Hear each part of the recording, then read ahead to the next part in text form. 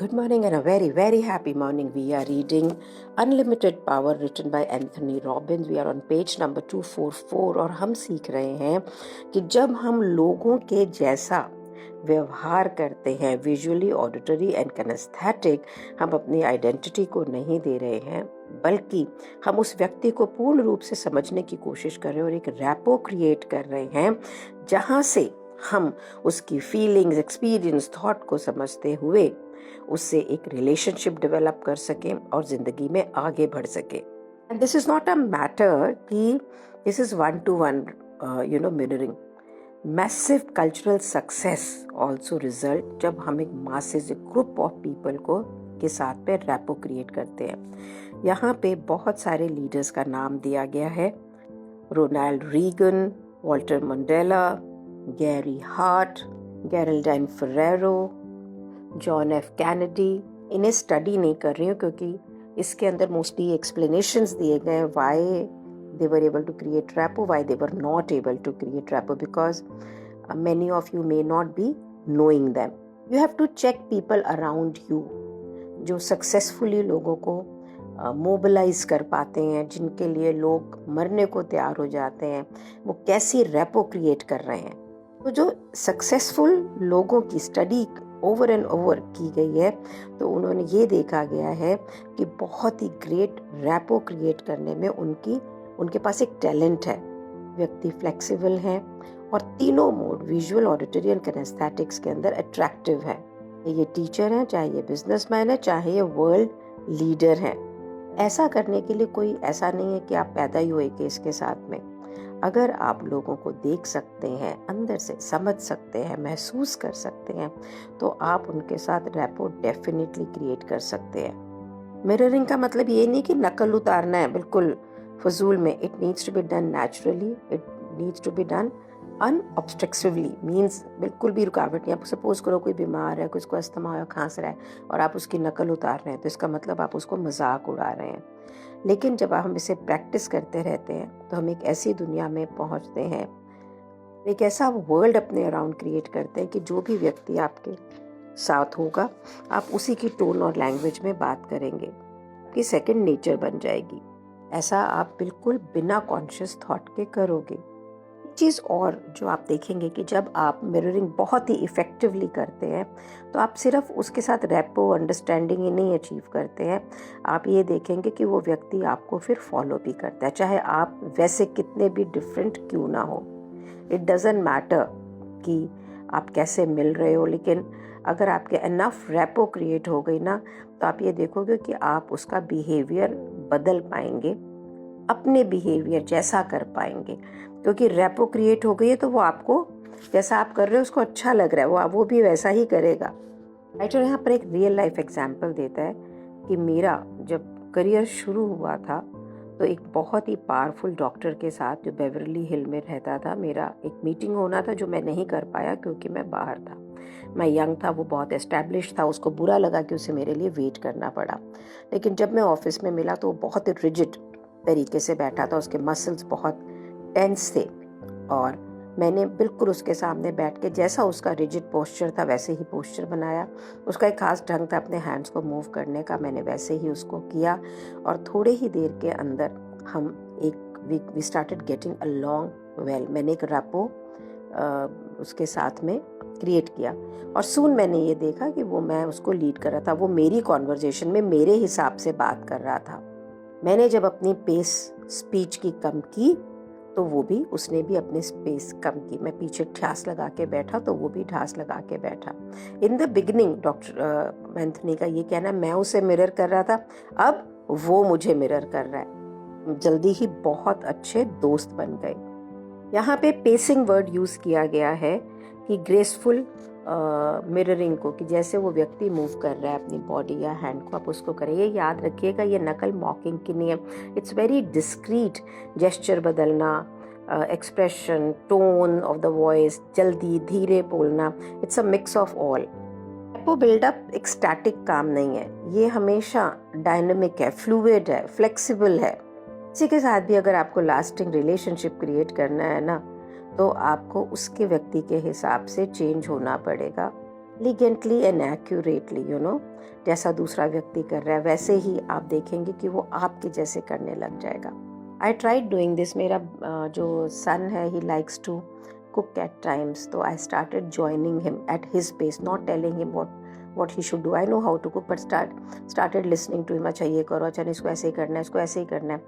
और we have become great friends and पहले हम एक दूसरे की बात सुनते थे, कम सुनते थे। Now we sit and we talk and he listens to me, and it has happened because I have started being in his world, in his ways. जब मिरर करते करते एक टाइम ऐसा आता है कि जब आप चेंज को इनिशिएट करते हैं और सामने वाला व्यक्ति आपको ऑटोमेटिकली बिना जाने मिरर करना शुरू कर देता है। आपने देखा कई बार किसी को उबासी आए तो आप भी उबासी लेते हैं, बिल्कुल ये उसी की तरह है। बेस्ट सेल्समैन क्या करता है, वो दूसरे की दुनिया में उतरता है और वो उसी पर्सन को बिल्कुल अचीव रैपो क्रिएट करता है और वो रैपो से फिर बाद में उसको आगे लीड करता है। यहाँ पर एक क्वेश्चन आता है कि कोई बहुत गुस्सा और चिल्ला रहा है, तो क्या हम उसके गुस्से को चिल्लाने को मिरर करेंगे? ओह, दैट्स रियली ट्रू। कहते हैं नेक्स्ट चैप्टर के अंदर हम इस पैटर्न को कैसे तोड़ना है, चाहे वो एंगर है चाहे फ्रस्ट्रेशन है, उसको भी सीखेंगे। एंगर को मिरर करने से बेटर है कि हम उसके पैटर्न को तोड़ें। लेकिन कई बार ऐसा भी होता है कि अगर हम किसी के एंगर को मिरर करते हैं तो हम उसकी दुनिया को इतनी स्ट्रांगली enter करते हैं। when you begin to relax, he begins to relax also. What he's trying to say, mirroring is one of the ways to get into people, but then selectively। अगर हम कहें कि जैसे eating an apple is good for health और आपने सुबह से लेकर शाम तक 100 सेब खा लिए, ऐसा नहीं होएगा ना। इसलिए आपको लाइफ की सिचुएशन को देखना तो पड़ेगा। रेपो मीन्स कि सामने वाला आपको रिस्पॉन्स कर रहा है। कई बार एंगर को ही मिरर करना एसेंशियल हो जाएगा, लेकिन कई बार ऐसा भी हो सकता है कि आपको उसके पैटर्न को तोड़ना है, जो कि हम नेक्स्ट चैप्टर में सीखेंगे। एक और एक्सपेरिमेंट राइटर आपको करने के लिए कह रहा है। वो कह रहा है कि किसी से बात करो और पहले उसे मिरर करो, उसके पोस्चर को, वॉइस को, ब्रीदिंग को, और फिर ग्रेजुअली अपना पोस्चर और टोन ऑफ वॉइस जो है उसको चेंज करना चालू करो और देखो कि क्या वो व्यक्ति आपको फॉलो कर रहा है। अगर वो नहीं कर रहा है तो सिंपली वापस जाओ और वापस उसको मिरर करो, पेस करो, एंड देन ट्राई करो डिफरेंट ढंग से उसको लीड करने का। ऐसे चेंजेस करो जो बिल्कुल रेडिकल ना हो, हल्के हो, और वो आपको मिरर करे। अगर कोई आपको फॉलो नहीं कर रहा है और आप ये अटेम्प्ट कर रहे हैं कि वो आप उसको लीड करें, तो ये समझ लीजिए कि अभी पूरा रैपो डेवलप नहीं हुआ है। Develop more rapport and try again. यहाँ पे एक ग्राफ दिया गया है जहाँ पर वो कह रहा है कि किस चीज़ों को हम कैसे पेश करेंगे। Breathing, pulse, moisture on the skin, head position, facial movement, movement of eyebrows, प्यूपिल size यानी आंखों को बड़ा करना, छोटा करना, मसल टेंशन, आदमी कैसे बैठा हुआ है, अगर वो वेट अपना राइट एंड लेफ्ट को शिफ्ट कर रहा है, वो movement of the feet, placement of body parts, special relationships, hand gestures, body movements through space, body posture. Food को मिरर किया with my family and I started eating the same food as they were eating on certain many of the times। मैंने देखा वहाँ से भी एक repo create हुई and my husband will say अच्छा ये बनाया, चलो ये खाते हैं, and then they like it to be there। हमारा I think last 15 days में since I'm reading this book we have changed a lot। there's a lot of happiness in the family। की क्या है रेपो एस्टैब्लिश करने में? Flexibility. आप ये समझ लीजिए कि बिगेस्ट बैरियर रैपो बिल्डअप करने में क्या है कि अगर आप ये सोच रहे हैं कि दूसरा व्यक्ति वो करेगा जो आप कर रहे हैं, आपका दुनिया को देखने का एक दृष्टिकोण है, उसी प्रकार से उनका दुनिया को देखने का एक दृष्टिकोण है। एक्सीलेंट कम्युनिकेटर कभी भी लोगों को फोर्स नहीं करता है अपनी तरफ आने का। उन्हें मालूम होता है कि उनकी भाषा, उनकी टोनैलिटी, उनके ब्रीदिंग पैटर्न, जेस्चर्स को फॉलो करके हम इस अप्रोच के साथ में उस आउटकम को अचीव कर सकते हैं जो हम चाहते हैं। अगर आप अपनी लाइफ के अंदर, पेज नंबर 250 पे एक बहुत ही बोल्ड स्टेटमेंट है कि अगर आप किसी से कम्युनिकेट करने में फेल हो जा रहे हैं तो आप ये समझ, और आपको लगता है वो तो बिल्कुल बेवकूफ़ है, बिल्कुल सुनना नहीं चाहता है, और वर्चुअली आपको ये लगता है कि मैं तो इससे कभी भी रिलेशनशिप नहीं बना पाऊंगा, तो आपको अपने शब्दों को और बिहेवियर को बदलना है जब तक कि वो उसकी दुनिया के जैसा नहीं हो। NLP ट्रेनिंग जो है, न्यूरो लिंग्विस्टिक प्रोग्रामिंग, इसके अंदर रिस्पॉन्सिबिलिटी जो है ना वो आपके ऊपर है। जब आप किसी को परसुएट करते हैं कुछ करने के लिए तो वो दूसरा काम करता है। आपके खुद के कम्युनिकेशन में फॉल्ट है, आपने तरीका नहीं खोजा कि वो आप अपने मैसेज को दूसरे तक पहुंचा सकें। अगर हम टीचिंग प्रोफेशन को देखें, जितने भी टीचर्स हैं उन सबको मालूम है कि मैं जो सब्जेक्ट पढ़ाता हूँ उसकी मास्टरी क्या है, लेकिन वो अपने स्टूडेंट्स को नहीं जानते हैं। उन्हें नहीं मालूम कि स्टूडेंट्स को वो जो इन्फॉर्मेशन है उसको कैसे प्रोसेस कर रहे हैं। उन्हें नहीं पता कि उनके स्टूडेंट्स का रिप्रेजेंटेशनल सिस्टम क्या है। उन्हें नहीं मालूम कि उनके स्टूडेंट का माइंड काम कैसे करता है। बेस्ट टीचर्स जो होते हैं उनको इंस्टिंक्टिवली ये पता होता है कि किस प्रकार से वो उनको लीड करें। वो एक रैपो बिल्डअप करते हैं ताकि मैसेज आगे की तरफ चल सके। There is no reason why ये कोई भी टीचर इस चीज़ को ना सीख सकता हो कि वो अपने स्टूडेंट्स को पेस करे, लर्न करे कि उनकी प्रेजेंट इंफॉर्मेशन क्या है, वो इफेक्टिवली इस प्रोसेस को कैसे आगे लेके जाएं। ऐसा ये टीचर्स करने लग जाए ना तो वो एजुकेशनल वर्ल्ड को रेवोल्यूशनाइज कर सकते हैं। टीचर्स को ये लगता है ना कि हमें तो हमारा सब्जेक्ट पढ़ा है and we are the best, कोई ज़रूरी नहीं है कि उनसे उसके स्टूडेंट सीख पाएंगे। इसीलिए बेस्ट टीचर्स वो होते हैं जो एक अच्छी रैपो को एस्टैब्लिश करते हैं। फॉर एग्जाम्पल देता है कि एक प्रैंक टीचर पे प्ले किया गया। जैसे ही टीचर क्लास में आएगी किताब नीचे फेंकी जाएगी। टीचर जैसे ही आई किताब स्टूडेंट्स ने नीचे ठा करके फेंकी। टीचर ने भी अपनी चौक को नीचे रखा, एक किताब उठाई और उसने गिरा दी और उसने बोला सॉरी आई एम लेट, और उसके बाद में स्टूडेंट्स जो थे उसकी बात सुनने लग गए। NLP का रेफरेंस देते हुए उनके फाउंडर्स का एक रियल लाइफ एग्जाम्पल के अंदर राइटर बता रहा है कि एक यंग इंजीनियर स्टूडेंट था जिसका प्राइमरी रिप्रेजेंटेशनल सिस्टम जो था वो किनेस्थेटिक था।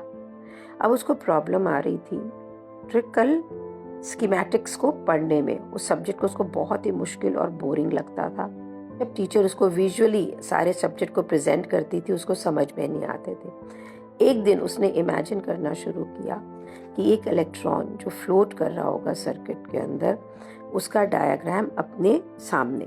इस इमेजिनेशन के अंदर उसने वेरियस रिएक्शन चेंजेस देखे। उसने सारी स्टडीज को बैठ के इमेजिन किया। किनेस्थेटिक है ना, तो बॉडी को यूज कर रहा है, उसको फीलिंग को यूज कर रहा है। उसे पढ़ने में मजा आने लग गया, एंजॉय करने लग गया। वो सक्सीड इसलिए किया क्योंकि वो अपने फेवर्ड रिप्रेजेंटेशनल सिस्टम के साथ पढ़ रहा था। जितने भी स्टूडेंट्स हैं, अगर उन सब, वो राइटर कहता है वो सब पढ़ सकते हैं, वो सब ब्राइट स्टूडेंट्स हैं, लेकिन सिर्फ अगर हम ये देख सकें कि हम उन्हें कैसे पढ़ाएं, उनके साथ रैपो नहीं क्रिएट करते हैं, हम उनकी लर्निंग स्ट्रैटेजीज के साथ में मैच नहीं करते हैं। राइटर कहता है रैपो बिल्डअप करने के लिए कोई आपको टेक्स्ट बुक्स नहीं चाहिए, कोई कोर्सेज पढ़ने की ज़रूरत नहीं है, आपको कोई मास्टर्स नहीं करने हैं। यहाँ पर टूल्स जिसकी आपको ज़रूरत है वो आपके आँख, आपके कान, आपके senses, touch, taste and smell है। तो आप रैपो बिल्डिंग अभी से शुरू कर सकते हैं। हम हर पल कम्युनिकेट कर रहे हैं, हर पल इंटरैक्ट कर रहे हैं।